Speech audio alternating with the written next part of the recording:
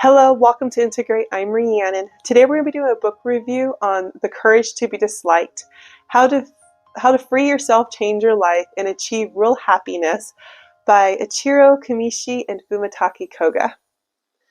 So The Courage to be Disliked is a pretty unique way of introducing a philosophy.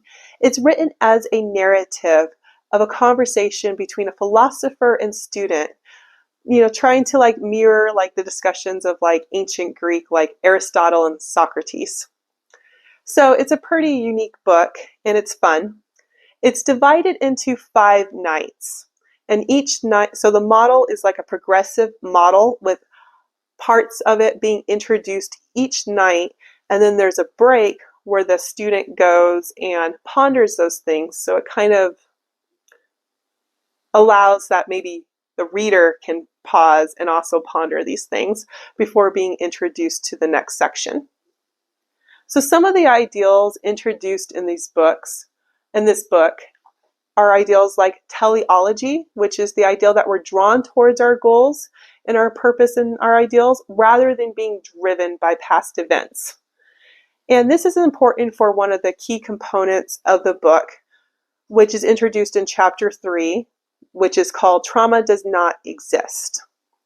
So it really has a foundation based off of this quote that I'm about to read here. When you treat a person's life like a vast narrative, there is an easily understandable causality, a sense of dramatic development that creates strong impression and is extremely attractive. No experience is in of itself the cause of our success or failure. We do not suffer the shock of the experience of the so-called trauma, but rather we make out of it whatever suits our purpose. We are not determined by our experience, but the meaning we make of them is self-determining. So that is one of the key ideals of the model. So as you go on, he also makes a case that the reason why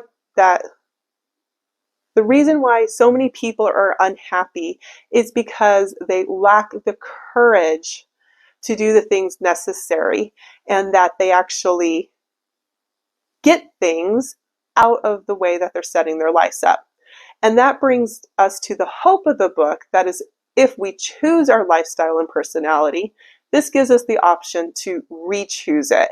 And that doesn't mean we don't have to wait on anything or any person. That is something we can do right now in the moment. Some of the other key concepts that are built on in the book is that all problems are interpersonal problems, and that's because we deal with inferior and superiority complexes, which are basically the same thing, and that when you live in those inferiority and superiority complex, it means that we need our misfortune and we need the things that are causing us trouble in our lives, and that's because we lack courage to pursue freedom. And then from there, he gives his definition of freedom, which the freedom in his book is described as the courage to be disliked. And he also introduces the ideal of the separation of task, that interpersonal relationship problems come from people interfering with each other's task or by not taking up their own task. And that it's really important that we learn to discard other people's tasks and stay on our own task. And that we shouldn't be doing our tasks because we're seeking rewards. Some other highlights in the book is that we shouldn't give praise nor rebuke towards people, but rather we should approach those things in gratitude because people are equal. And by giving the nature of giving praise and rebuke, it's putting us on more of a vertical kind of relationship. And that in order to get away from interrelationship problems, we need to view everybody on a horizontal plane without any mountains or peaks. We're just all on the same flat surface, going in the direction. And yes, some people might be before us or behind us, but that doesn't really matter because we're all in the same field. And so the only person you're really competing with is yourself. And that we should view other people as comrades rather than competition.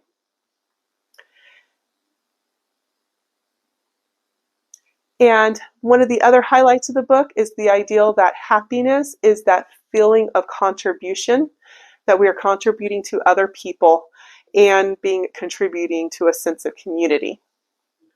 So those are just some general highlights in the book. I don't really want to ruin the book. It's definitely one of those things that you have to listen through to appreciate and actually feel the build up to the culmination of the main point at the end to really get the experience of what the philosophy is.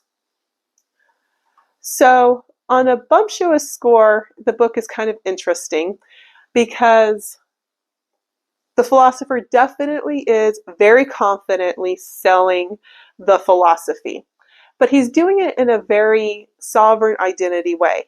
He knows this philosophy, he's lived this philosophy, he is comfortable being questioned and even argued with about his philosophy.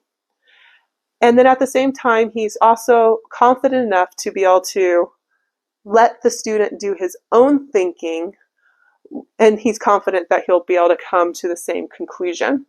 So the bumptious score is actually pretty low. It's not as if it's trying to get you to join a cult. A lot of these things that are in this book are just life things that we have to learn. There's not really any group buy-in or anything that you need on it.